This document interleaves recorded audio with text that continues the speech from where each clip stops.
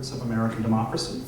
This is an initiative which we've just started in the Department of Government, which seeks to advance a study of and deepen our understanding of America's founding principles and their roots in the Western philosophical and religious traditions.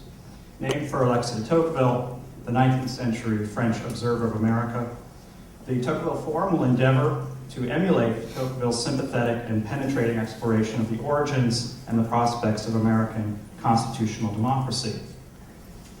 I'm very pleased to have been able to organize this event today. In fact, an event that we tried to organize last spring, and publication of Michael's book was difficult to get together on short notice.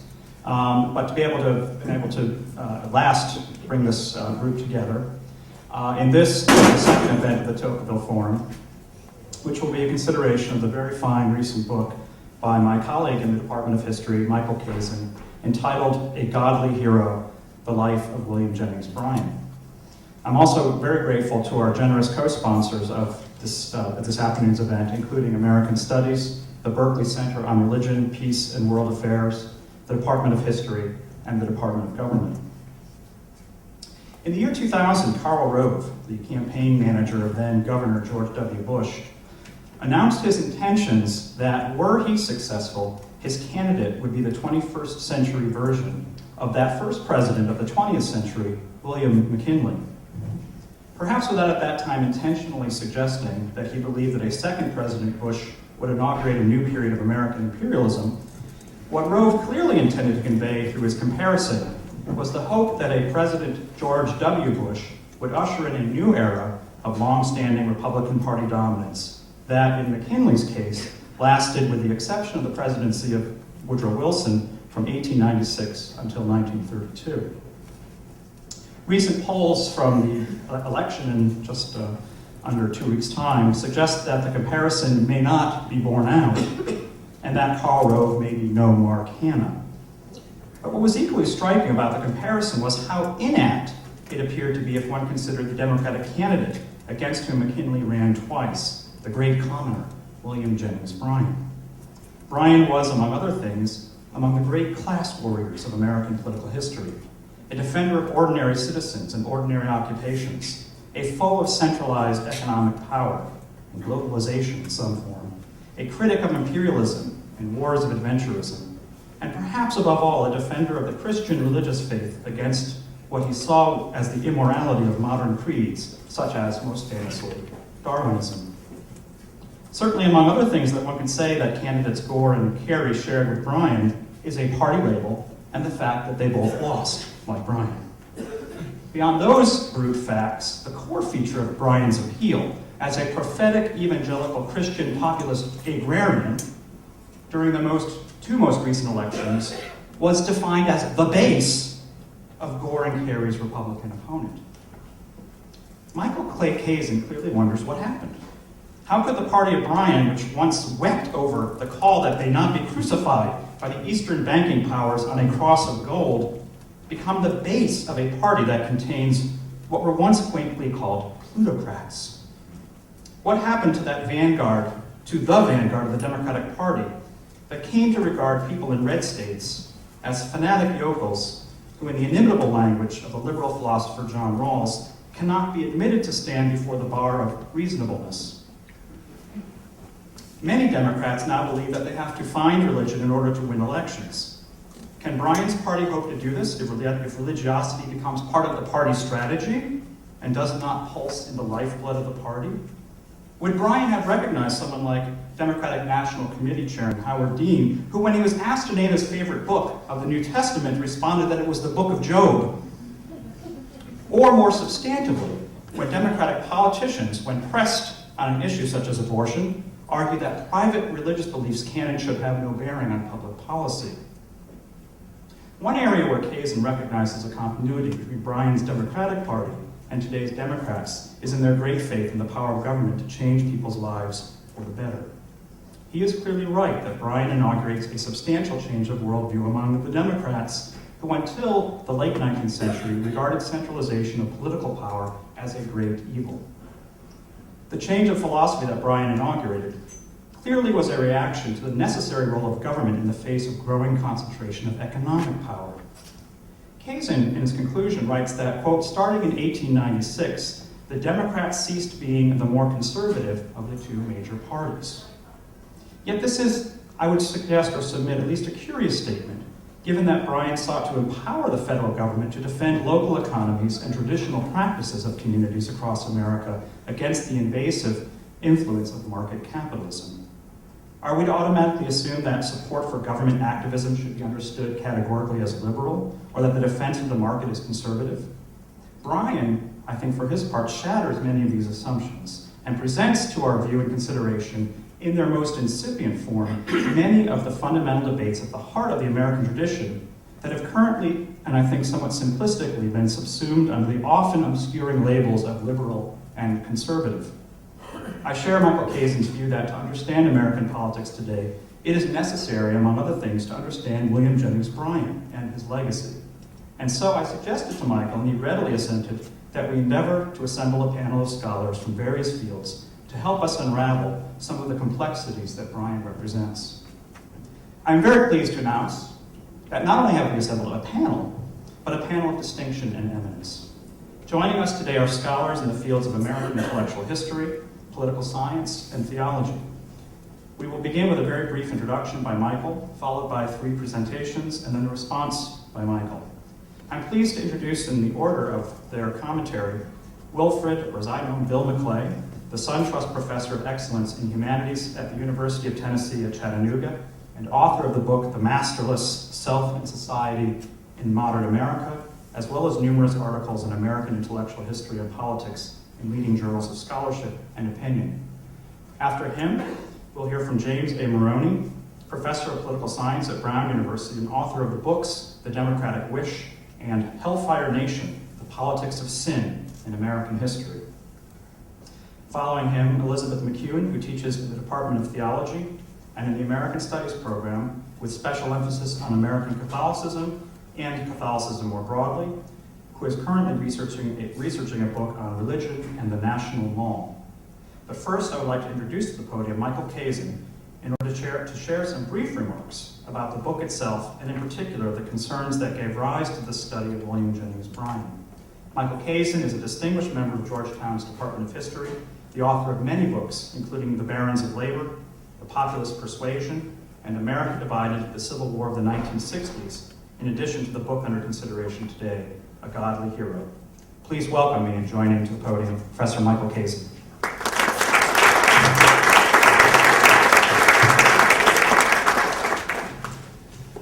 Thanks everybody for coming.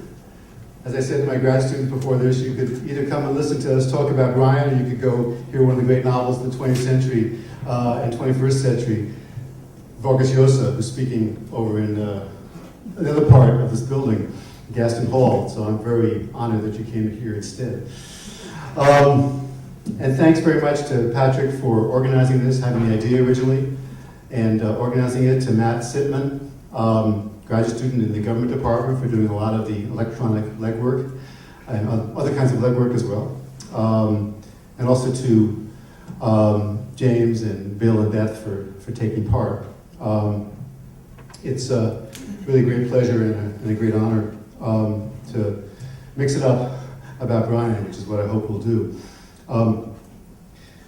Patrick did underline the word brief a couple times in his statements, and you know, the old blues song says, don't start me talking, I'll tell you everything I know. And if I start talking about Bryan, really, you'll be running for the cold cuts very soon. So I will be very brief because the discussion is the point here. I will talk about sort of why I wrote the book, and very, very briefly what I've tried to do in the book. I wrote the book out of 2 motives, I think. A scholarly curiosity and a political purpose. And for me, a kid of the 60s who became a historian because I wanted to make sense of what happened to the New Left in the 60s, of which I was part, scholarship and politics have never been all that far apart. I hope that doesn't mean either my politics nor my scholarship are deficient. I find it's useful to think about both, but I try to, of course, be honest in my scholarship and also in my politics. But for better or worse, the book will be evaluated, and has been evaluated already in the review years I've gotten, both as a piece of history and as an intervention in political debates. The scholarly part of it comes out of, I think, a neglect that I felt. A lot of people, James as well, people who deal with politics, political history especially, realizing that for a long time, political historians did not really take religion seriously.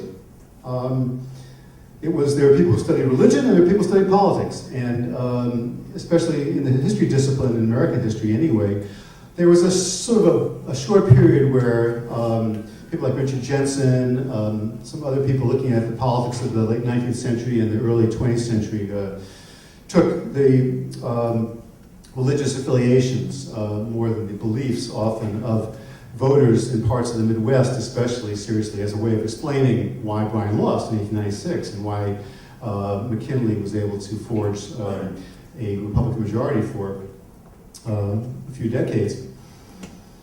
But in general, really, since I was in graduate school and really for most of the years since, until pretty recently, except when you talked about free social movements, prohibitionists, abolitionists, and when people started gingerly about what happened since Reagan's election in 1980, religion didn't really appear as a major force in either political outcomes or political mobilization or political ideology. And when studying the period that Bryan's life encompasses, the Gilded Age and Progressive Era, the GAPE, we call it, the tendency has often been to focus on conflicts within the Protestant community between people who were adherents of a social gospel and people who were very uncomfortable with using faith to push, to motivate a certain secular agenda. And most of the works on the progressives, of whom I consider Bryan to be one, until very recently, I think, sort of, again, bracketed religion or ignored it almost altogether, as if people who grew up in evangelical Protestant households or devout Catholic households somehow could just put all that aside when they went to try to solve the problems of the cities, the problems of workers in industry, the problems of the poor, the problems of farmers, and otherwise. I think of this as the modernist fallacy, assuming because you're a modernist that everybody you study was also a modernist, and a secularist too, for the most part. Now, as the fine scholars on this panel have demonstrated in their works, and more scholars in U.S. history are demonstrating, religion has always been a significant factor in American political history, always, since the colonial days. Recognizing that fact opens up a tremendous amount of topics for rethinking. And I think not just the career of William Jennings Bryan, but also his following and his impact on American culture and politics has everything to do with his religiosity and how it was perceived at the time. Also, Bryan as a figure, as an individual, as a leader in American politics and religion in the period from roughly 1896 to 1925, when he died 5 days after the end of a trial you probably heard of called the Scopes trial. His life, I don't think, has been well served. And of course, one of the reasons one writes a new biography of a figure, about whom there are other biographies written, is to say something new. Earlier biographies, which of course I'm indebted to and stole from shamelessly, did a fine job, I think, of chronicling Bryan's career, but not a very good job at explaining it. For me, Bryan was an important figure for 3 reasons, and I'm just going to list them. We can get into them more, I'm sure, in the discussion. First of all, as Patrick said, he was, I think, a creator of a lot of modern liberal policies, and thus a major figure in shifting the Democrats from a party of 19th century liberalism to a party of 20th century liberalism. I won't disagree with Patrick right now about his role in the use of government to uphold traditional communities. But I think when he supported measures like the nationalization of railroads, for example, this could be fitted to upholding traditional communities' power, but it's also a way in which he was a kind of Christian social democrat of his time. Second thing I emphasize in the book, and this was originally going to be a much larger piece of the book than it ended up being, was I think Bryan was a politician of a new type in America. Not the only one, certainly, but one of the first politicians to build his personal support, not apart from his party affiliation, but in many ways against many people in his party. And he built very much a personal machine based on a newspaper called The Commoner, which he was the former editor-in-chief of, but actually his brother and wife did most of the work on. A tremendous network of connections to people who've written him letters in the past, and through a career of public speaking. He built very much a sense of sort of a personal following which transcended that of the Democratic Party. 19th century was, of course, the golden age of party loyalty and party affiliation and party enthusiasm in American history. And Bryan is one of the figures, though not the only one certainly, who begins to move out of that period to a period we have now where every presidential candidate basically has to build their own small to moderate-sized business in order to, with advisors and fundraisers and pollsters and media people. Bryan had a very small business, but it was very much an entrepreneurial candidacy in that sense. And lastly, Bryan, I think, was a grassroots social gospeler. We think of the social gospel very much, usually still, as an urban phenomenon, a phenomenon. Most of its leading adherents were theological liberals. Bryan was not a theological liberal, you all know that, probably. But I think he shared the concerns and talked about applied Christianity, a term that many social gospelers used as well. And for him, theology was much less important than how you were going to apply your Christianity to the problems of a suffering world. And many of these answers were very similar to those of people we all consider social gospelers, like Walter Rauschenbusch, Washington Gladden, people like that. So he was conservative in his theology, but he was reformist, even radical in applying it. And one of the things I think is fascinating and very important is how, we often think in we talk about religious history and political history, we often imagine that, well, if your theology is conservative or even fundamentalist, then you must be conservative politically as well. But Jerry Falwell is not, the typical exemplar in American history. Bryan is, I think, more similar to a lot of other people who could be on the left and also quote the Bible and take the Bible as a literal truth. And so I wanted to sort of upset these assumptions that a lot of people have. And in this way, I should mention, I'm almost done here, almost done not being brief. I wanted to mention sort of a tribute in a way to the first and still the best biography of Bryan before mine, written by a very close friend of mine, Lawrence Levine, who just died 2 days ago after a bout with cancer in Berkeley. Larry wrote a book called Defender of the Faith on the last 10 years of Bryan's life. And Larry made the point that nobody else had really made, that, as I said before, that one's theological leanings and one's political leanings one can be conservative, one can be liberal, but they can go together quite happily, quite harmoniously. One can abet the other. That's the scholarly part. The political part is more obvious, and I can really be brief about that. I think it's unhealthy for one party in America to be identified with secularism and moral relativism, and the other party to be identified with conservative theology and traditional morality.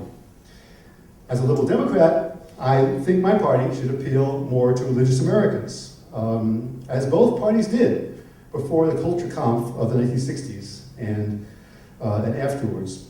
Now that's happening now to a degree. In Bill's now home state of Tennessee, Harold Ford's running a very strong campaign for Senate. One of his ads I heard about recently says something like, we don't want to take away your Bible and your guns, we just want to raise the minimum wage so you can afford them. It's not a bad line. People like Barack Obama, people like William Casey, not William Casey, that's the first name. Pardon? Bob Casey, yes, in Pennsylvania. Yeah, are, I think, politicians who are part of an emerging, Christian liberalism, which can help to make the Democratic Party more friendly to religion, and also can restore a kind of civility, I think, to public life that we often lack when we talk about questions of values. Anyway, those are the basics, and I look forward to all the comments and discussion.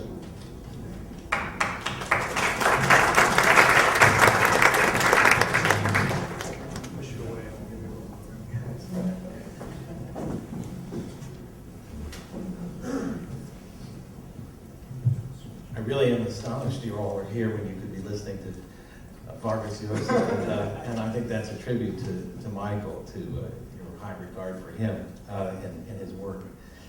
I think the first time I ever heard William Jennings Bryan's name when I was fairly young, in my teens, late teens, was from the grandfather of a girl I was dating who his name came up in conversation. He said, "Oh yes, William Jennings Bryan. He was a man who lived too long."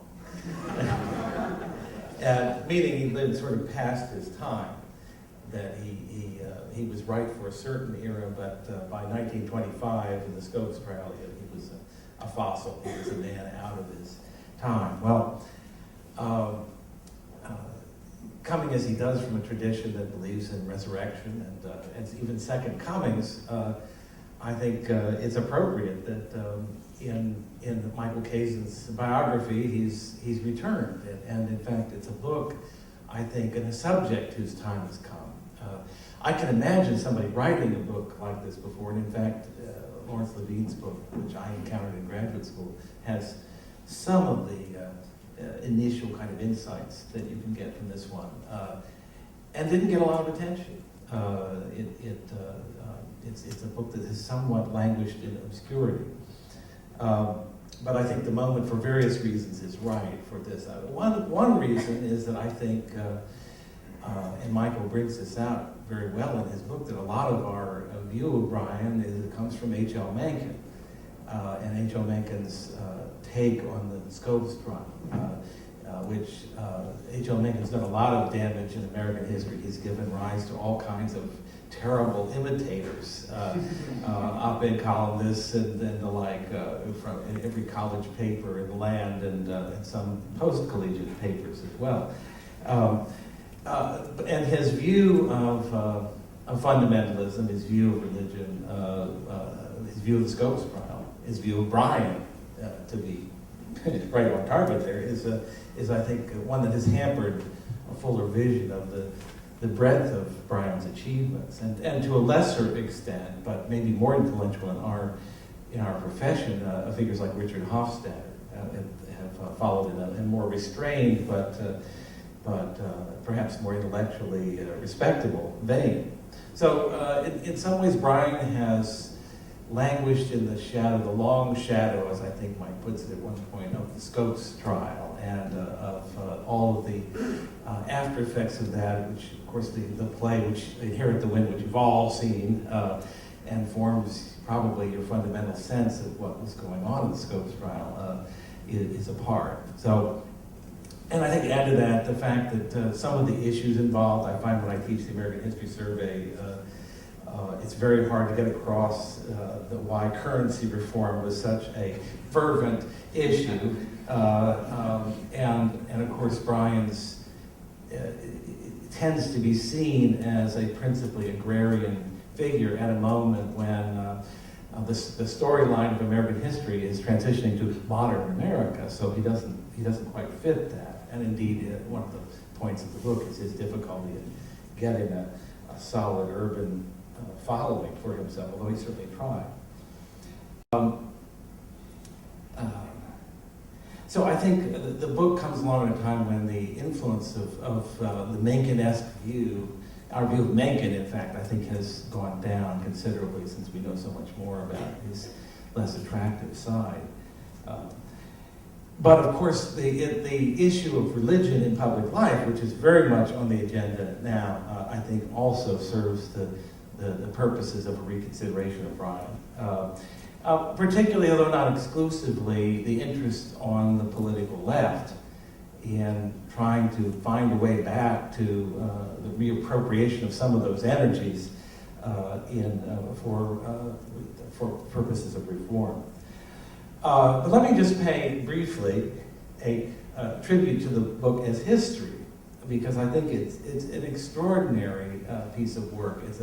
For one thing, and I recommend you all read it if you haven't already, or at least buy it, right?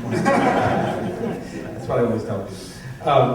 It's an engrossing look at the late 19th and early 20th century political culture, gape culture. And in many ways, it's a world that is a lost world. It's a world of that's permeated by fervent reform sentiment, by religious discourse, moralism. Michael uses the notion of the fusion of Jesus and Jefferson to describe Bryan's ideological leanings, and I think that fits perfectly. It's a very nice way of putting it. It's a period of great oratory in which oratorical gifts were highly valued and cultivated. Of course, Bryan was in a class by himself as an orator, which we had recordings of him in his prime, but by all accounts, he was extraordinarily spellbinding. It's a time when you have figures like Henry George and Edward Bellamy, who are at one and the same time extremely radical, but also in a certain sense extremely traditional exponents of what John L. Thomas calls alternative Americas. The later John L. Thomas, your colleague, former colleague. We get to see Bryan's Lincolnian beginnings in central Illinois, his building up of his law practice in Jacksonville, Illinois, actually a place I know since I grew up in the early part of my life in central Illinois. His going west young man to Nebraska.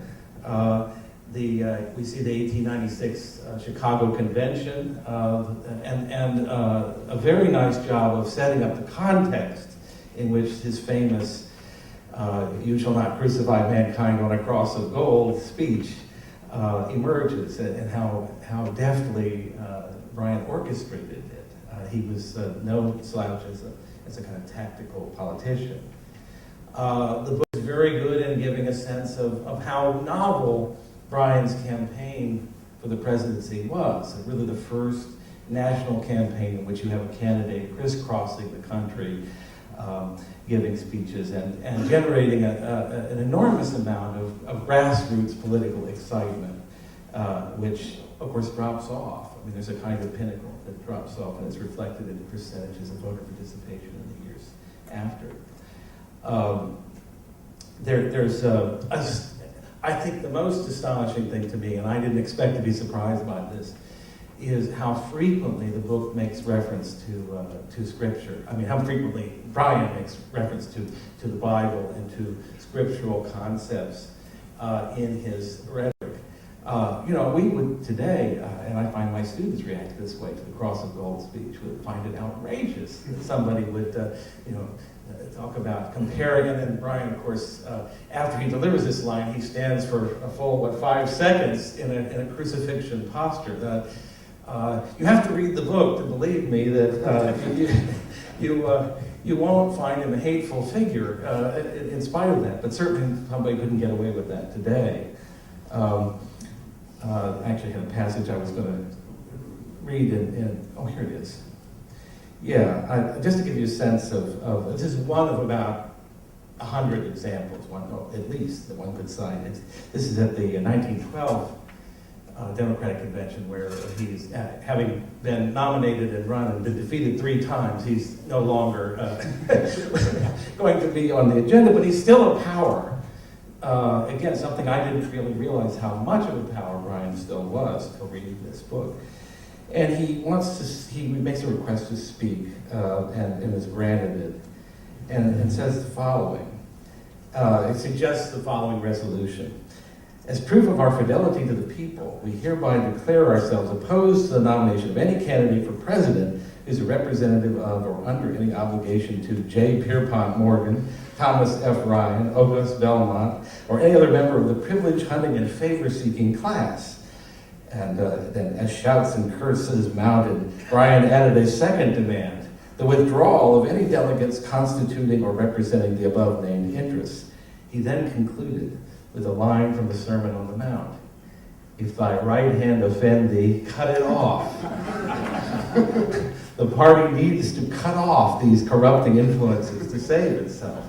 Now there's a pretty nitty-gritty use of the scriptures that might not fly so well today. You can try it many too.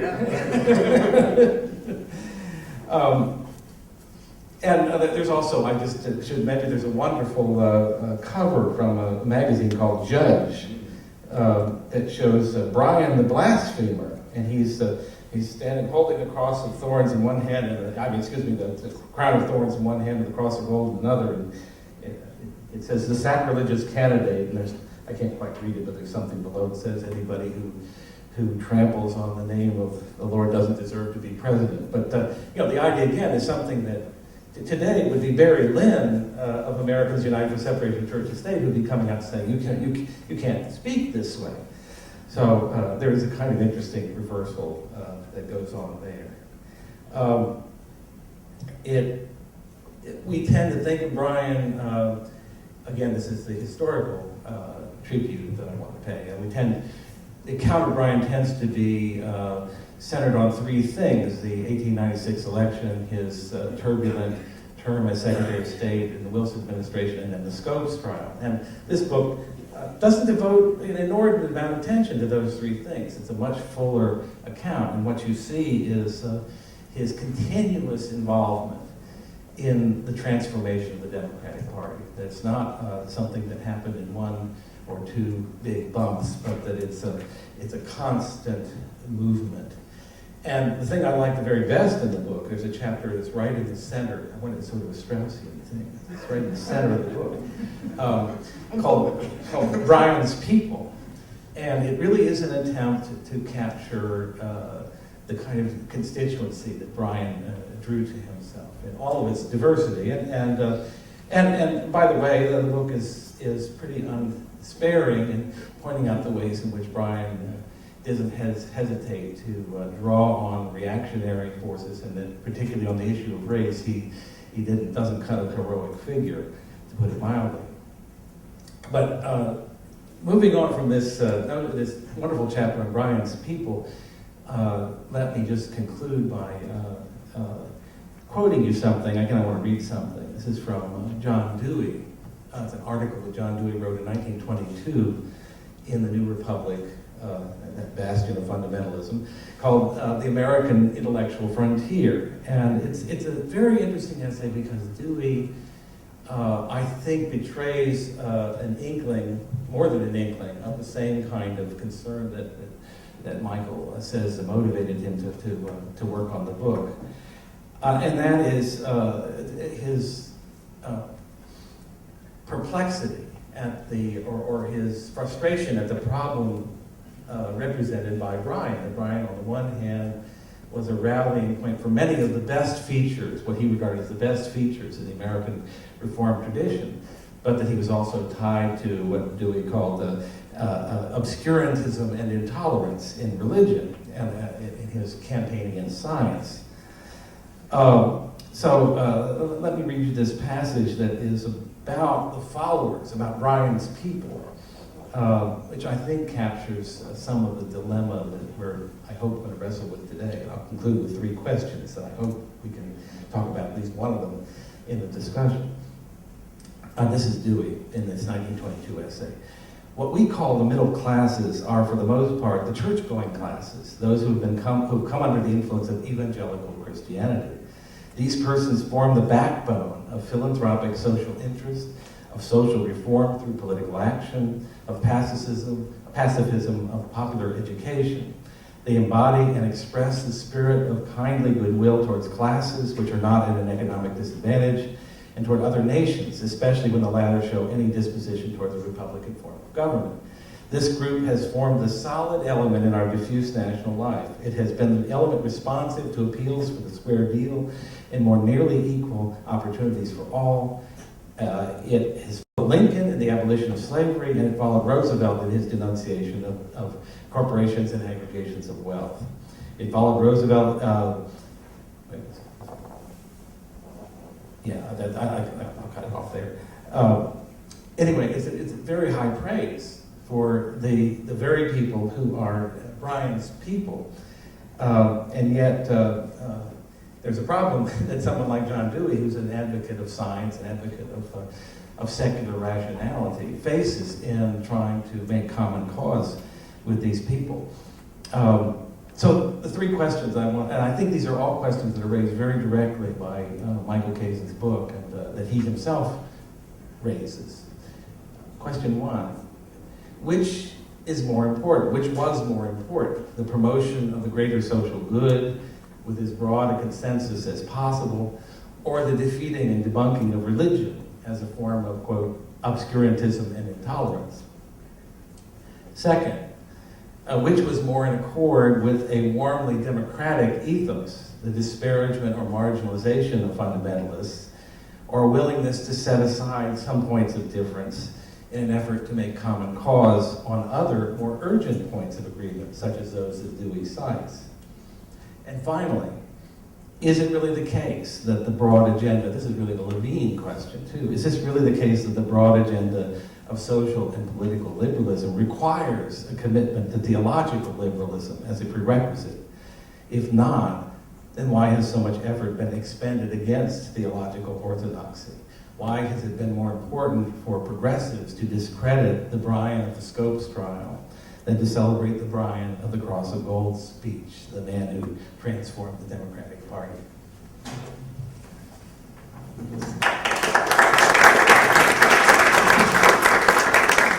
That was, by the way, Bill McClay, Jim Morone.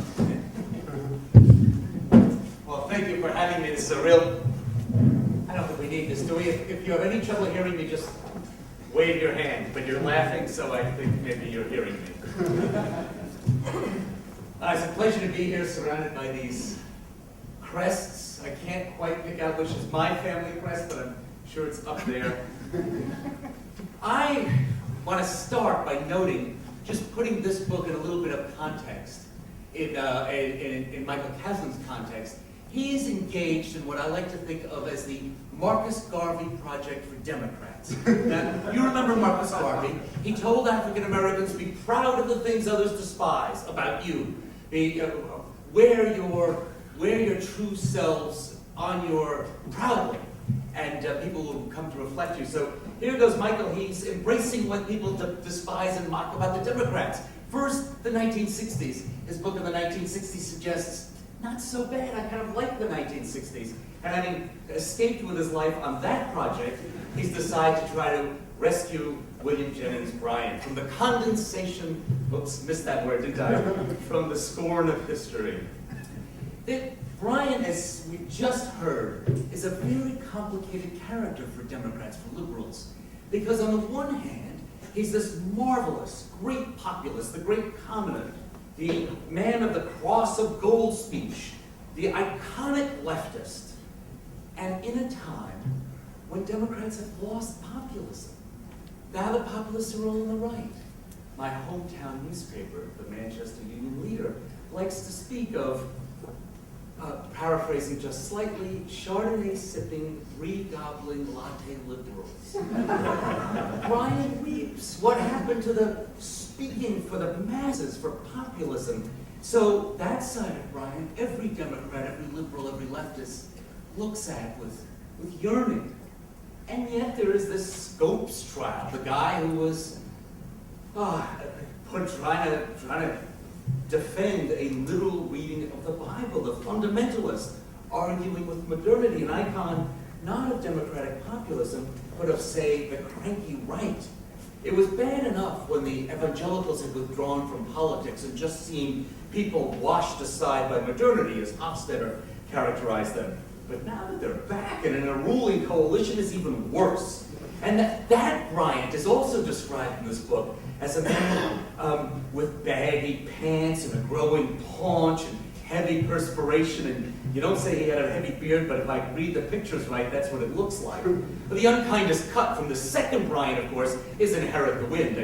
I should say that I played Bryant in Inherit the Wind when I was in high school. And the one thing I remember is my director, Father O'Donnell, saying over and over again, "More pompous, Morone, be more pompous." Unfortunately, a phrase that my schoolmates remembered. So Kazin comes along and says, I'm going to make these two very separate images whole. I'm going to show you that it's really two sides of the same man, that one actually feeds off the other. That in doing so, I'm going to reframe democratic liberalism. There's much to learn from Bryan for leftists. And despite himself, you can see how much Michael admires William Jennings Bryan. Does a little soft shoe at the beginning about whether he admires him, but the answer, frankly, is yes. Now, Bryan has four great commitments. Michael calls them tribunes of lost causes. One of the pleasures of this book is the way it's written. It's a beautifully written book. Tribunes of lost. Bryan is a tribune of lost causes. Just the right word, tribune. I can't wait to steal it. Tribune. They seem like lost causes today, but across the 20th century, William Jennings Bryan and his causes could be seen as the greatest hits of 20th century politics, each with great echoes for contemporary politics. Four great causes, and I want to just unpack each of them in Bryan's life and running across this book. Cause one, economics. This is the good William Jennings Bryan, the cross of gold Bryan. And as we've heard from both people who've talked, from all three really, William Jennings Bryan stands at the pivot. The Democratic Party goes from laissez-faire, states' rightist, really quite conservative, the party of Grover Cleveland, to a party that would redistribute wealth and power in America. It'll use federal power. It is, in Bryan's pivot, the father of Woodrow Wilson and Franklin Roosevelt and Harry Truman and John F. Kennedy. And we have, says Michael, never gone back. This economic fight for redistributing wealth, these are the glory days for Democrats. Listen to that roll call: Wilson, Roosevelt, Truman, Kennedy, Johnson. Bryan did this egalitarian argument by infusing his egalitarian message with a kind of moral urgency, last heard, I think, from Martin Luther King. But each one of his four great causes has a but to it. The but in this case is that this is more Jefferson than Jackson. That is, he's very much not an urbanist, and there are great tinges of anti-urbanism throughout Bryan's message of egalitarianism. He doesn't have much contact with immigrants or with workers in the cities. He tried, but it doesn't connect. Here's a quote from a speech of Bryan that gives you the idea why. Burn down your cities and leave our farms. Burn down your cities and leave our farms, and your cities will spring up again as if by magic. But destroy our farms, and the grass will grow in the streets of every city in the country. It's not too hard to imagine, and you did when you were laughing, it's not too hard to imagine when he was saying, burn down the cities. It wasn't entirely a subjunctive, but rather a kind of wish, at least for many of his followers. That's the first image, the first great cause of William Jennings Bryan. Let's take the second. Prohibition. Here's one of the great lost in time causes. Now we're at the cranky William Jennings Bryan, aren't we? But prohibition, for those of you who don't spend your time studying history, is one of the great moral causes in American history. Very few reforms, arguably none. Slight exaggeration to say none, have had as much fervor over as long a period as the fight against alcohol. It moved the heartland in an extraordinary and powerful way through the 19th century. If you want to get some vague feel of how people felt about alcohol, just imagine how lefties feel about tobacco, the great corporations that are trying to kill our children to make money, and how the right things about the drug war, ditto, and put them together in one idea, and you get some sense of what people in Nebraska would have said about Demon Rum. The derision that comes for Prohibition comes in retrospect, is read in retrospect. When Bryan dies, there's no hint that Prohibition is about to collapse. It collapses with the Great Depression. And the fight for Prohibition is of a piece, very much of a piece, with the fight for an egalitarian polity. It reshapes federal power so that federal power can go in and make our country better, morally pure. And in some ways, Prohibitionists thought more democratic. Well, this had a huge consequence that we forget. Political scientists love to talk about the institutional effects of even failed government programs. Prohibition completely rewrote our Fourth Amendment law, the law about search and seizure. Dozens of cases had to do with when can you stop a car if you think it's carrying alcohol? When can you wiretap someone if you think they might be making deals with Canadian whiskey distillers to bring stuff across the border? Those laws stayed on the books even after Prohibition fell, and they are now thriving in our drug war. So this great echo of Prohibition. Don't read Bryan, Prohibitionist Bryan, as a long-lost character of history. He was really in the vanguard of a great and very powerful movement sweeping around the American Midwest and West. But there's a but in this one too. The great cringe in this book is William Jennings Bryan's view of race. He just never unpacked, as other people did at the time, what it meant to acquiesce in Jim Crow at a time that was the nadir of post-Civil War American race relations. Prohibition rises in the South. If you look to see which states go first, the states went first before the federal government, you'll see it's the southern states. It's the next great southern project after Jim Crow goes into place. It has very much a racial control component, Prohibition does. It is part of the narrative of black depravity. Jim Crow, lynch regime, and Prohibition get tied together, not on all hands, but very much in the politics of the South of the late 1900s and early 1910s. Then Prohibition moves to real Bryan country, moves to the West. It mixes with feminism, mixes with moral purity, but still has this anti-immigrant, anti-urban flavor. And as I say, that institutional infrastructure of Prohibition echoes down through American time and is very much part of our contemporary politics through innovations like plea bargaining and the politics of the drug war. All right, well, that's our second Bryant cause. Cause number 3, and now we go back to the good Bryant. Opposition to empire. This man was a tribune of peace. Oh, there, I used the word already. He's a tribune of peace. He constantly talked about how America cannot be an empire. When he was Secretary of State, he wanted to have bilateral negotiations with country after country, so it would be in negotiations, in discussion, in peace with them. Alas, he forgot to negotiate a peace treaty with Germany as World War I approaches, but still he tried. It's so fresh, isn't it? This idea that you should talk to your enemies. There's James Baker noting, by way of in passing, that he went to Syria 35 times before the first Gulf War, and wouldn't that be a good idea now? Here's William Jennings Bryan speaking directly to a current administration in Washington, whatever you may think of them. A lefty loves hearing this Williams Jennings Bryan. Peace, multi-state negotiations, and America is not an empire. Oh, but once again, all this stuff is so slippery. Don't you wish you could just have one thing where you could say, yes, absolutely, here we have nothing but a simple good. Bryan actually liked the idea of using armies to spread democracy for Cuba Libre. That was part of a freedom project. The great populist fervor of 1896, Cross of Gold, easily segues into war fervor within 2 years, by 1898. And yet you have to say, Bryan actually signs up and commands a regiment, a division, a bunch of guys from Nebraska. Bryan remains as a war person, as an anti-war person, as a peacemaker, really vibrant as a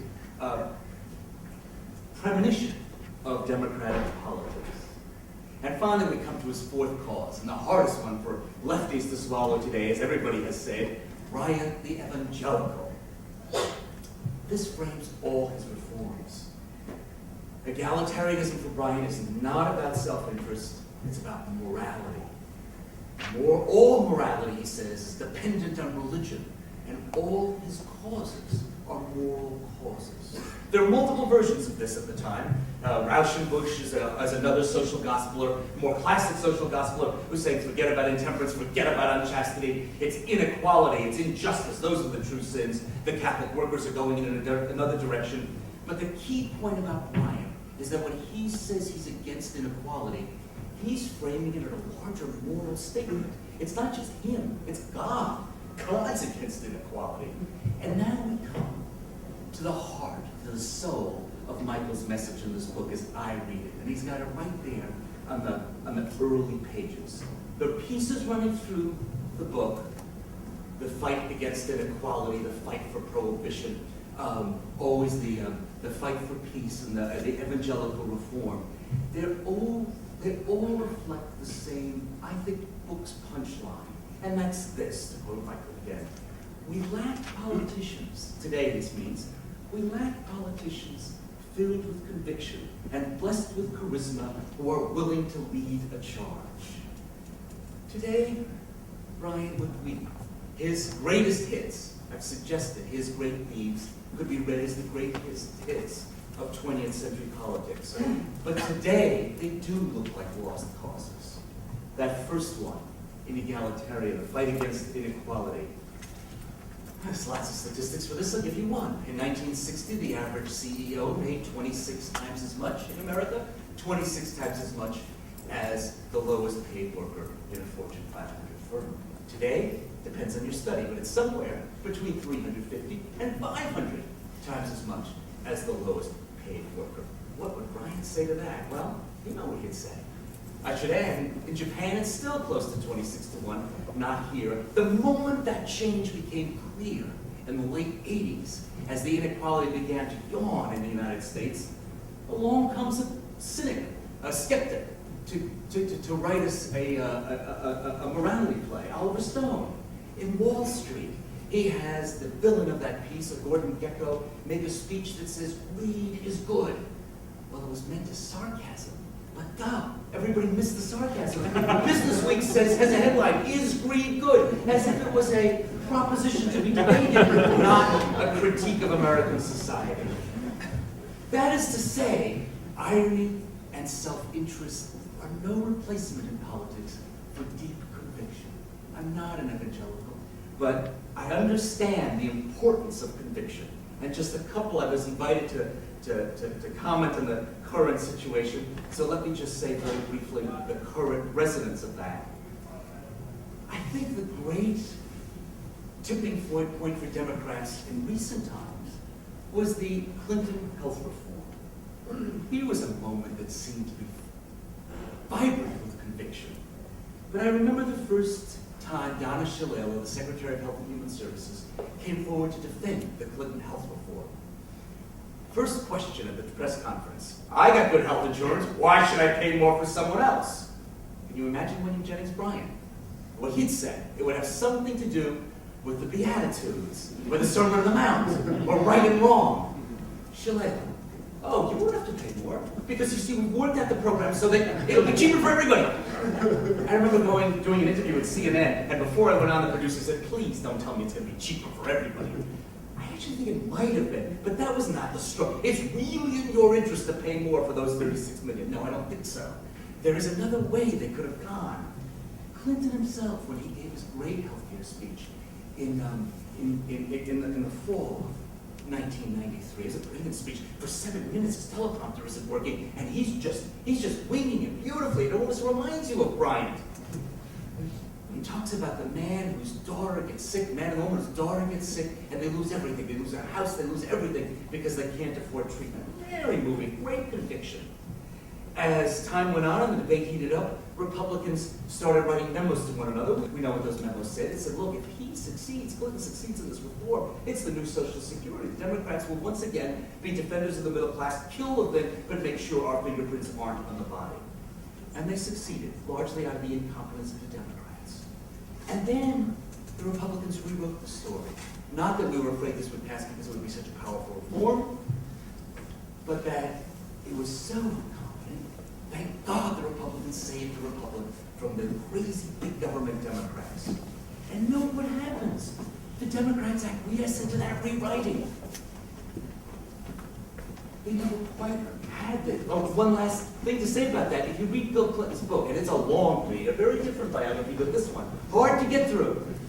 But he says at the end of that great reform movement, I felt bad for Hillary. She got left, and Ira Magaziner, the guy who helped organize it, they were really demonized about the reform. What happened to the man and his child? What happened to the idea that healthcare was so important for everyone? I often do roundtables on lost causes, how to reinvigorate national health insurance, how to reinvigorate the Democrats. And every time you do that, someone comes forward and says, you know, it's really about conviction. Democrats don't have enough conviction. But you know, Bryan tells you, it's not just about, conviction isn't just about winning. It's tapping into something bigger than yourself and drawing your power from that bigger thing. Conviction doesn't teach you how to win.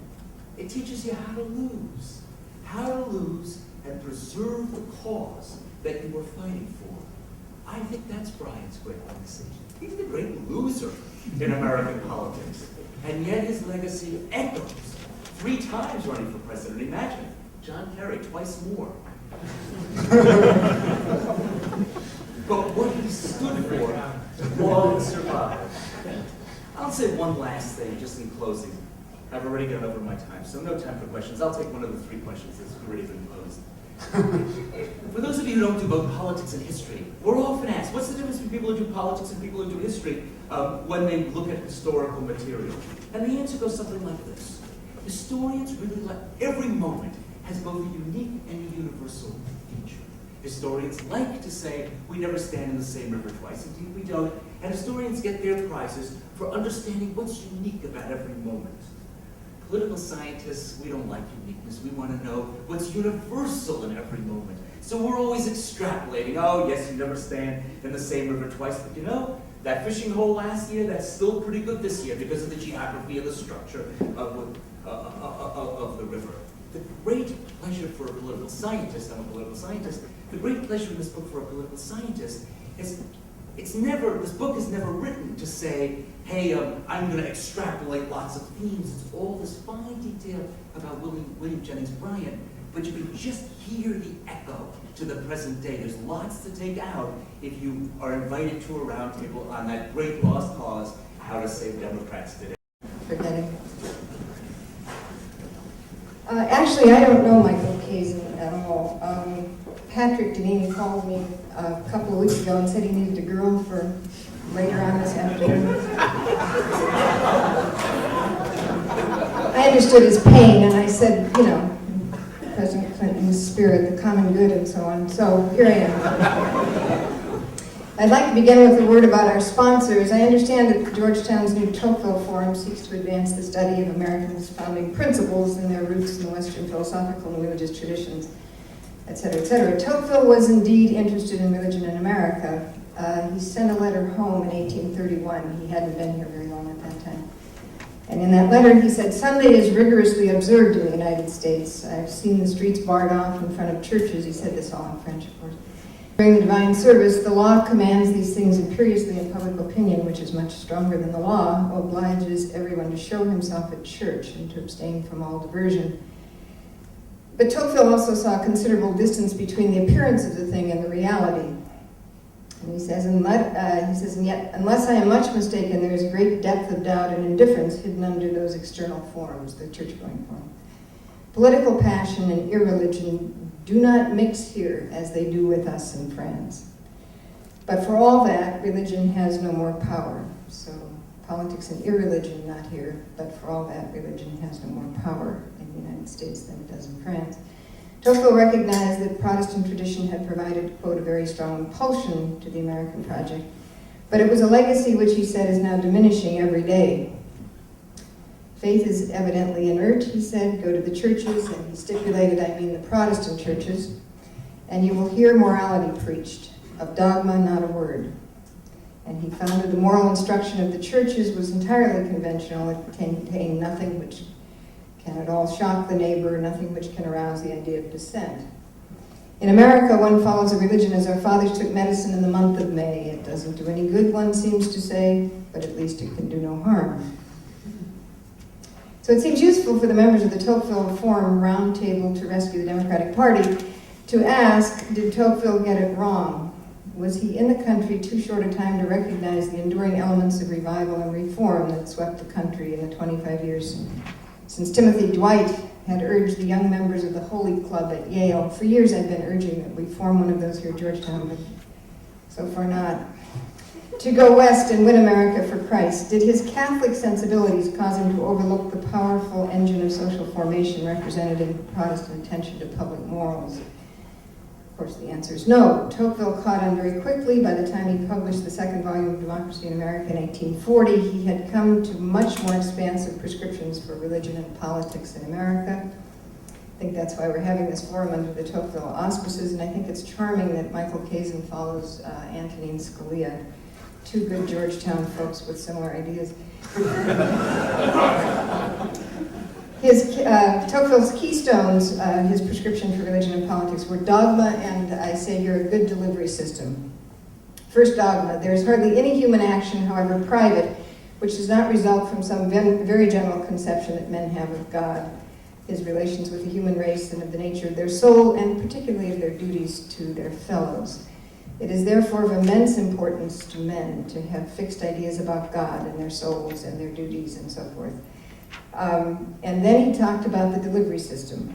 Tocqueville argued that these indispensable fixed ideas ought to be withdrawn from the habitual action of private judgment. The chief object of religion, he said, is to provide answers, and Tocqueville said the answers must be clear, precise, intelligible to the crowd, and very durable.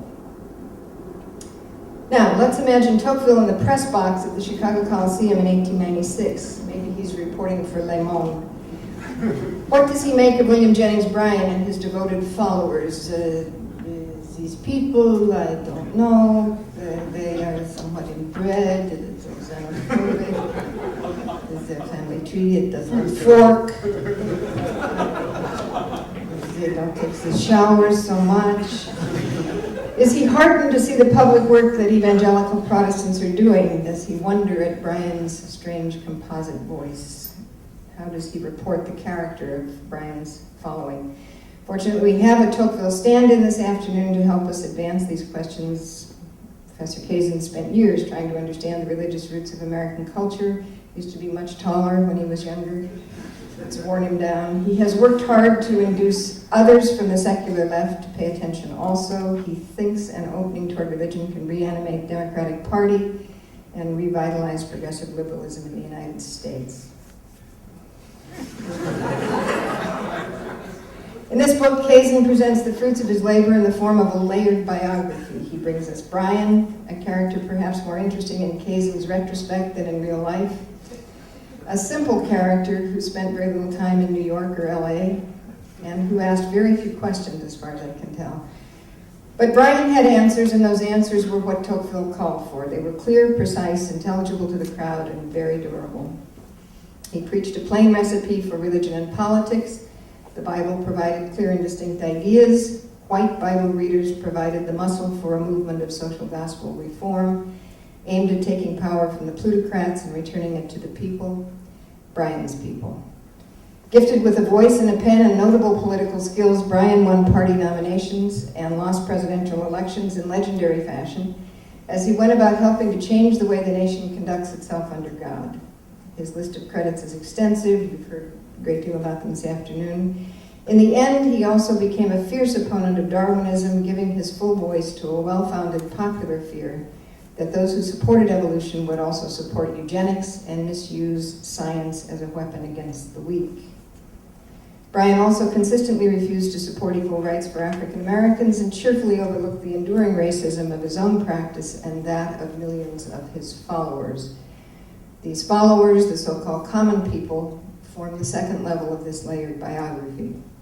Kazin makes a special effort to bring Bryan's supporters to the front of the stage in this story, as Bill says, and to watch them form and reform as they wear away in the course of the great commoner's 35 years of public life. Kazin thinks the critics have failed to appreciate what drew millions of Americans to Bryan, the yearning for a society run by and for ordinary people who lead virtuous lives. Bryan made significant public issues sound urgent, Michael says, dramatic and clear, and he encouraged citizens to challenge the motives and interests of the most powerful people in the land. Kazin's own voice resonates here when he observes that Bryan's ability to set progressive course is a quality absent among our recent leaders, for all their promises to leave no man, woman, or child behind.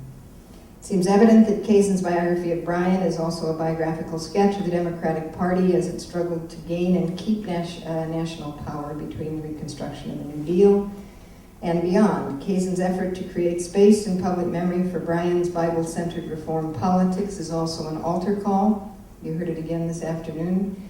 Contemporary liberals should come forward and do likewise, imitating not Bryan, but Kazin himself. To reanimate social democracy in America, secular liberals and progressives should learn from the successes and failures of Bryan's democracy. They should learn in particular to reconsider their habit of dismissing the role of religion in politics and of withholding hospitality from religiously grounded reformers. So, beneath the layers of political biography and party history in this engaging palimpsest, there is also a trace of Kazin's own biography, and he is not a simple character. His pilgrimage from 60s student radical, Harvard SDS, weatherman, Oregon communard. We need to hear more about that, Michael. He's out there with the ducks, quack. To history professor and public intellectual, has been marked by his own efforts to sustain a concern for social democracy in America. He believes that the movement can still benefit from the energy and commitment that religion can bring to the table. William Jennings Bryan is his bellwether. His book is a call to action. And having now turned Michael into a Catholic, I'll turn the podium back over to him.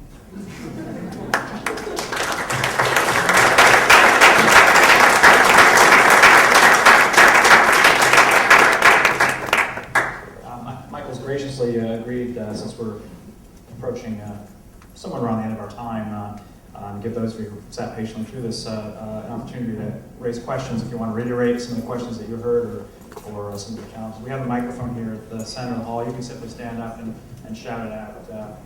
Anybody would like to pose a question to Michael or any of the panelists?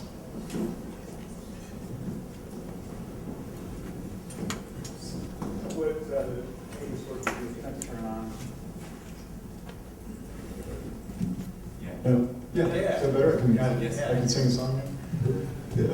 What I suppose is a chicken or egg question historically. It's the extent to which the religious views shape the economic populism versus the economic conditions of the day shape the populism. I don't want to step too far out of academia into democratic politics, but I do wonder whether it's possible if that level of passion was taken up and transported today, it would simply seem irrelevant. Particularly, I might ask just to be provocative, had Bryan come of age in the 20s, might we remember him as a social conservative, and might the economic populism not have come back? It's a good question. First, especially the second question, a lot of people have asked me, what would Bryan think now? And I say, well, he'd be very happy to live to be 146 years old.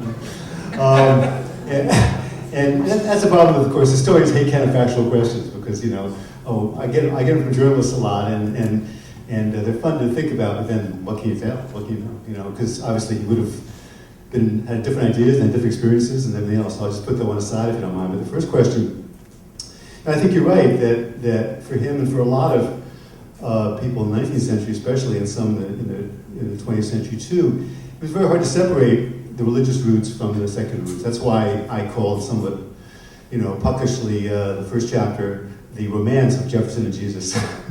I didn't mean, they were, going out together, but I meant more that there's an intermingling there of inspirations, I think. And that was very much true for Bryan. It was very much true for his father, who was devout Jacksonian, and also a judge who prayed 3 times a day, even in the middle of a trial. He would stop the trial, and everyone had to go get down and pray. Rather authoritarian, but that was him. And I think that, for Bryan, as for a lot of Americans at the time, remember the Bible was the only book a lot of Americans had. Often they had no books, but if they had a book, the first book they had was the Bible, and then if they went to school, a Montgomery Reader, which was taken from both the Bible and from verses, stories depending on the Bible. So in that sense, it's hard to see where they would have. They got their politics obviously from experience. They got their politics from speeches they heard and from the speeches of the founding fathers and everything else. But for them, the Bible was a daily text, I think, and that was true for Bryan as well. So again, it's impossible. As Jim said, this is the way historians see things, but you can't take them out of that context. And obviously, it would be impossible to replicate him today. And I certainly don't feel that I don't think Democrats or that matter Republicans should emulate him.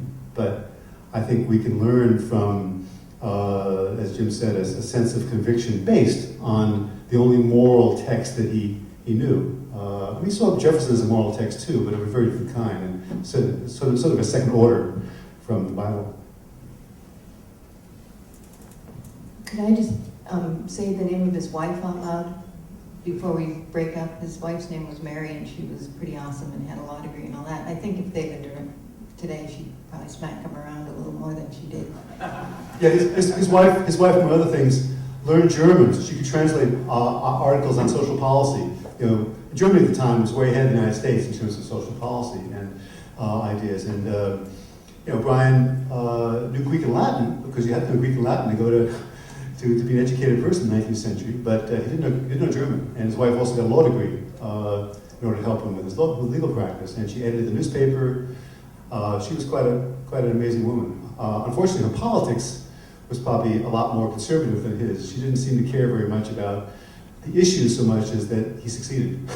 So in that sense, she was, a political wife, perhaps, of a certain kind. Just one other thing that I thought was very poignant in the book was that after his failed effort to be elected to the Senate, the U.S. Senate from Nebraska, there's a description of a conversation that the two of them had, which is overheard, is it? And recorded, in which he says, there's one thing I would really ask of you, is that we just sort of knock off the political career, and it's very hard raising 3 children with you gone all the time. And he responds, well, I have a destiny to fulfill. In a sense, I'm paraphrasing loosely, but it's a very poignant moment, and one I imagine many political marriages have such discussions. I'm a political theorist, so I have no compunction in trying to answer the second part of the question, which is, it just so happened I was reading Michael's biography over the summer, at the same time I was preparing a paper on Wendell Berry, the agrarian author from Kentucky, and I was struck that maybe if, in addition to being 146 years old, at least the 1896 Bryan might look a lot like, or might sound at least somewhat like Berry, at least less rhetorically.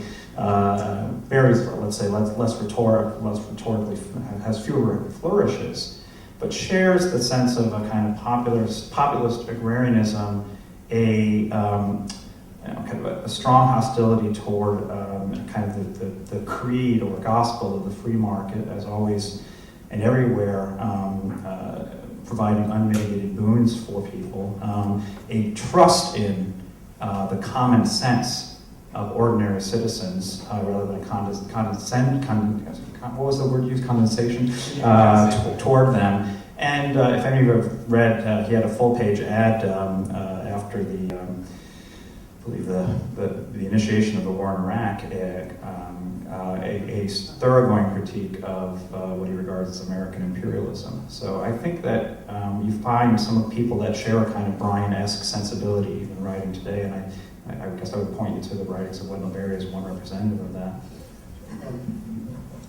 I just want to comment real quickly on this agrarian question, which keeps coming up, understandably so, about Bryan. Obviously, that quotation that Jim quoted from the Cross the Gold speech, that's there, about burning down your cities. And the party he split, the people who he was announcing were, very often from New York, the city with a capital C at the time. But it has to be said too that he was, a smart politician, not as smart as he needed to be perhaps, but he was the first major party politician, first politician of any kind actually, to get the official support of organized labor in his presidential campaign in 1908. I get this, it's a great study of this by Julie Green, a friend of mine who teaches history at the University of Colorado, called Pure and Simple Politics. But he and Sam Gompers were, not good friends, but they were certainly communicated. Gompers trusted him. Gompers would have liked him to be the candidate in 1912. Gompers and his supporters in the FFL tried very hard to get him elected. So, to think about Bryan as the great agrarian, and then to realize that he has the first Democrat to begin this tradition of Democrats getting the alliance, getting the support of labor, a group at the time that had very few evangelical Protestants in its leadership, though there were quite a few evangelical Protestant members, mostly Catholic and Jewish, and a lot of socialists as well. At least should make us qualify that term, agrarian, when applied to Bryan. Are there any other questions, comments out there? Yeah. It seems to me that looking at a character like Bryan, or looking just in general at the relationship between religious beliefs and political beliefs and practice, we can look at this relationship one or two ways. One is that we have a set of religious beliefs that come to play in the political positions that we take. The other is that political pressures, cultural developments, things of this nature, shape the uses that we make of religion. And it seems to me that you looked at Bryan from the first standpoint, insofar as his religion shaped his politics. But I'm wondering how your portrait of him or a portrait of him might be different if you looked at him the other way, from the standpoint of how does the political pressure shape his religious beliefs. That's a great question. I do it to some degree, but you're right, not as explicitly as I probably should have. I think he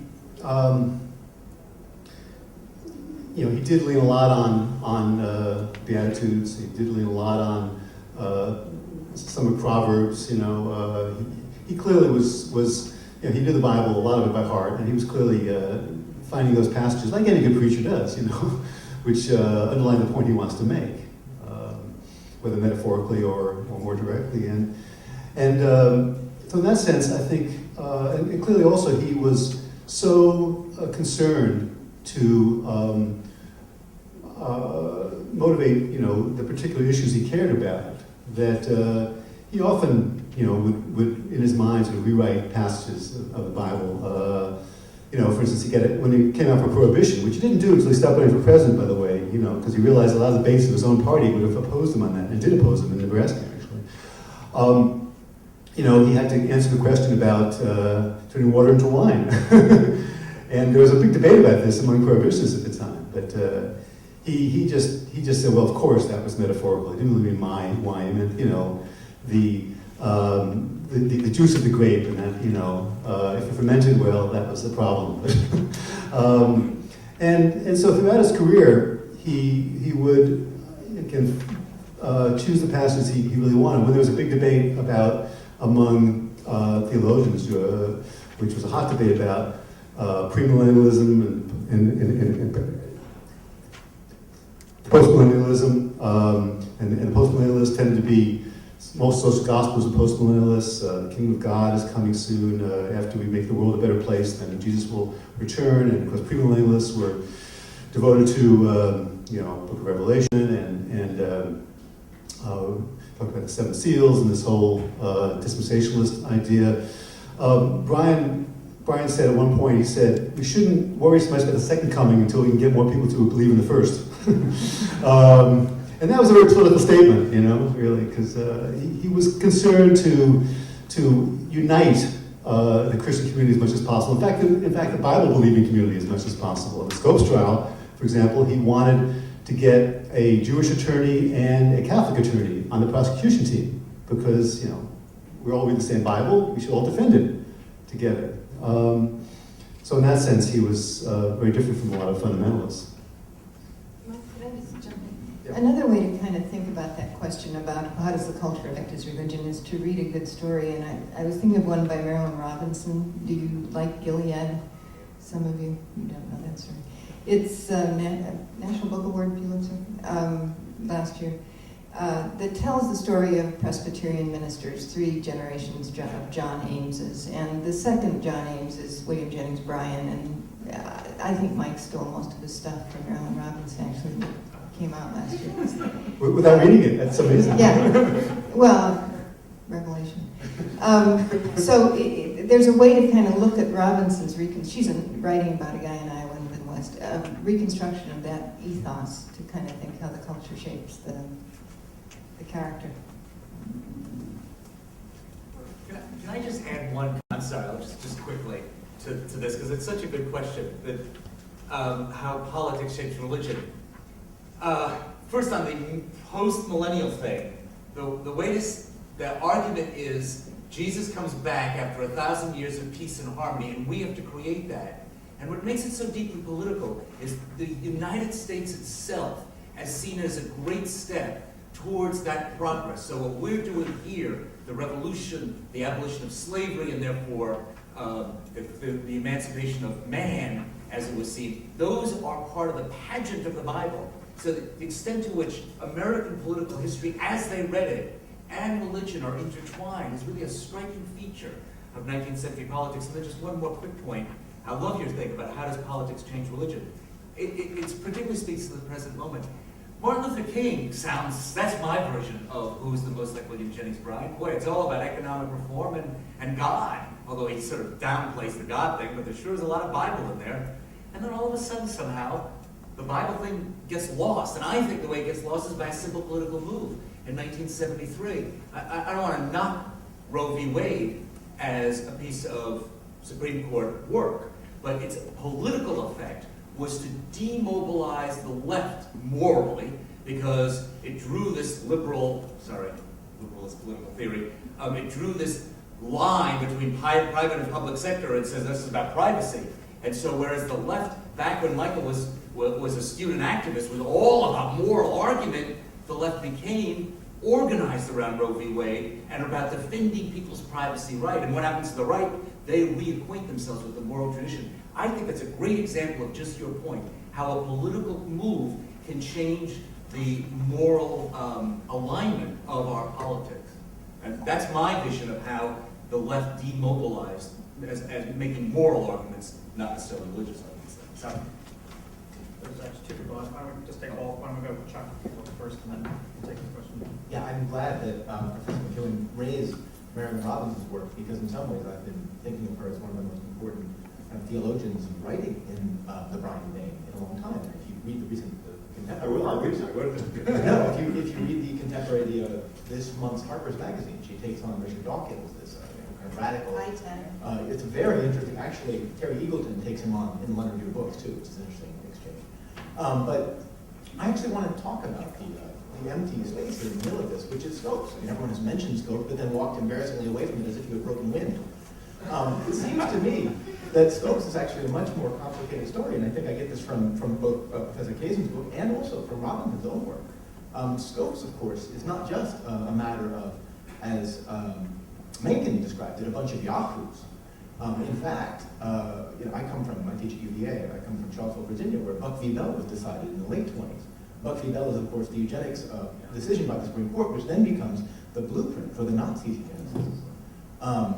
It seems to me that one of the things, Bryan, in your book makes this point, at least it seems to me in some ways, against the inherent the win vision of Bryan, right, is that he's worried not so much about science, or if he's worried about science, he's also worried about the rhetorical and political ways in which scientism is being exploited at the time. So Bryan is also a culture warrior of a sort. And it would be interesting to have you guys just think about that, if that's something that Democrats could take up. Bryan has this kind of sister soldier moment, right? That like goes away or we get embarrassed about it. But wouldn't it be interesting if some Democrats actually stood up and said, there are kind of goofballs out there who are suggesting those sorts of things. However you describe those goofballs, whoever you want to name as such. It seems to me that that's an interesting point to talk about. And I'm surprised that none of you talked about it, so please do. Well, I mean, clearly, no Democrats are going to support, intelligent design, and I'm not sure they would or should. But clearly for Bryan, science was philosophy. He actually joined the AAAS to sort of show he believed in science. He should believe in technology. He loved the radio, and he would have loved television.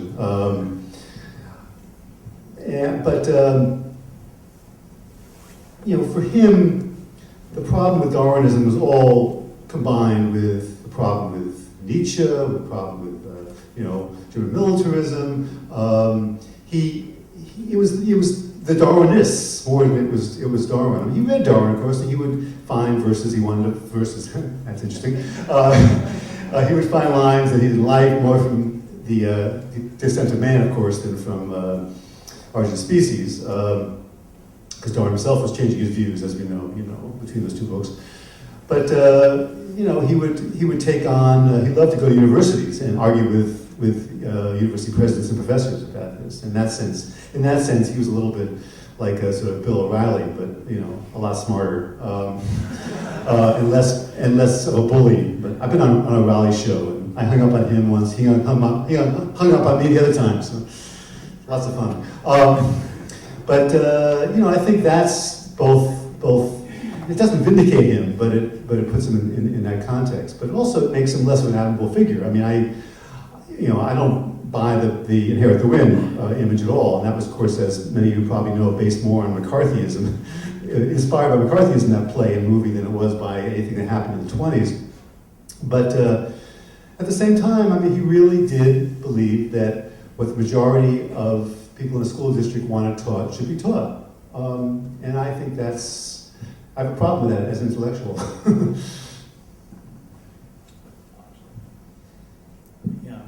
One of the things I was struck by reading Michael's book was Michael took the time to look at the textbook that was being used by Scopes in 10C. And this was stunning. And something that Michael points out is that Bryan didn't use this in the trial, which he could have used a very good effect, which what was in the textbook. And in the section of the textbook that Scopes was recommending and urging his students to read, by the way, the name of the textbook is called A Civic Biology by a gentleman named George William Hunter. And as Michael points out, clearly the civic in the title of the text is no accident. So following the description of the various groupings of the various class of animals in which humans appear in the mammalian class, they're not separated. This is what appears in the textbook. Hunter believed the same principles of breeding that produced healthier, stronger horses could and should improve, quote, the future generations of men and women on Earth. He described two families, the Jokecs and the Calicocs, plagued for generations by, quote, immorality and feeble-mindedness. People like these, wrote Hunter, quote, are true parasites. If such people were lower animals, we would probably kill them off to prevent them from spreading. What Bryan is most concerned with is clearly, in addition to defending the faith, is that in the absence of the defense of that faith is the way in which science is not inherently a moral enterprise and can be used for these kinds of immoral ends. And I think more directly to your question, Chuck, is whether or not the Democratic Party can revert to this. I think a big gorilla in the room is whether or not they can confront this question of whether or not they are willing to defend the most weak and the most helpless, whether they are willing to reconsider their stance, their now orthodox stance on the question of abortion. I think that's really the monkey or the gorilla in this context right now. I'll say one thing about this too, if I might. I love the Robinson book, and you all really ought to read it after you've read this book. It's multiple generations of preachers, and one is an old Civil War warrior, a veteran, and he walks around with his pistols. He's ready to shoot people, always in the name of righteousness, and his son is so embarrassed. It comes along long after the Civil War, and his father keeps giving everything away. Someone comes in, he's looking for things around the house, and his father's giving it away. A Christian warrior as opposed to a meek Christian is a marvelous reflection. On this democracy and science thing, though, there's a lot of stuff to say about this, and start with Tocqueville. Tocqueville says Americans are terrible at science for two reasons. They're such Democrats, truth is less important than what the neighbors think. And they're so practical that truth is less important than making a buck. So you can expect not very much scientific invention from America. Now, he's wrong on that prediction, but he's certainly got the making the buck part. I think we want to be careful, I think a lot of people who mock the Scopes trial had one piece of it right. There is a fear of modernity, a fear of science that has run through a certain populist strain in American history and politics. Don't want to overstate it, like so many people have done, as everybody has said, but we also don't want to deny it. Having said that, it's really trouble when one misreading of Darwin gets married to American economic get ahead, and that begins to get you to your buck versus bell famous line, of which, what is it? 3 generations of imbeciles is enough. Let's make sure this woman can't have babies. That's a horrifying case in American politics, but it's not just science, it's a misapplication of science when it gets linked on to the American, let's strive, let the market winners be the metaphor for our science. Let's just take one more question. Thank you very much. Okay. You mentioned the emancipation of man and life, Abraham Lincoln, abolitionism, but Bryan's political movement was a racist one. If the politics didn't influence the religion, and the religion was all about equality, why did the politics and the religion come together to create a racist movement? And in modern times, are we ignoring Jimmy Carter and Jesse Jackson and Al Sharpton and Martin Luther King, who were all Democrats? Well, the latter, I'm not ignoring them at all. I mean, in some ways, Al Sharpton, I'm not so crazy about, but for reasons in his past, not so much what he's doing now. But I think that no, that's exactly the tradition that I think Democrats, at least in part, recaptured. I think, in fact, if you read Barack Obama's new book, which is a very strategically written book, but it's also a very intelligent book in many ways. He deals with that tradition, I think, mainly. To talk about your question of Bryan's movement was a racist movement. Well, it's not that simple. I mean, certainly white racists were part of it. There's no denying that. But Bryan, I think, I could have written a whole book on Bryan and race, though I'm glad I didn't. But his racism and the way he dealt with it with his followers was more the way, not so atypical, some of the ways parts of the labor movement have dealt with it in the past too, which is to sort of try to bracket it, to sort of act as if everybody is white here, as opposed to the way some of his Southern supporters dealt with it, of course, which is by demonizing black people and acting as if there's this terrible demonic alliance between northern elitist whites and southern blacks against the ordinary white person, common person. Bryan, for the most part, tried very hard to avoid talking about that issue. When he was forced to, his fascinating stories, he goes down the South in the late 1890s, early 1900s, when he's still running for president, and he's speaking to Democrats who are actively disenfranchising, African Americans in these states. And people expect him to speak to this one way or another. But he realizes that whatever he says, it's got to hurt him with somebody, so he doesn't even mention it. Which is, we now think is totally immoral, but from his point of view, of course, was just the only thing he could possibly do to keep his coalition together. He did, I talked about this some, he did appeal in limited ways to African Americans at some point. He had black supporters in Omaha. W.B. Du Bois offers to support him in 1908, in fact, because he's so mad about the Brownsville, Theodore Roosevelt's response to the Brownsville incident, if you know about that. And he thinks about it for a while. Bryan thinks about it a while. And in the end, he decides, if I lose the white South, I have no chance of being elected. But I think as he gets older, he becomes more racist, actually, especially after World War I. And he feels like a lot of white Democrats and whites generally do, that there's this new Negro who's more assertive and more militant. And he has this interesting exchange of letters with a black lawyer from D.C. who says, what kind of Christian are you, if you treat black people as lesser beings, do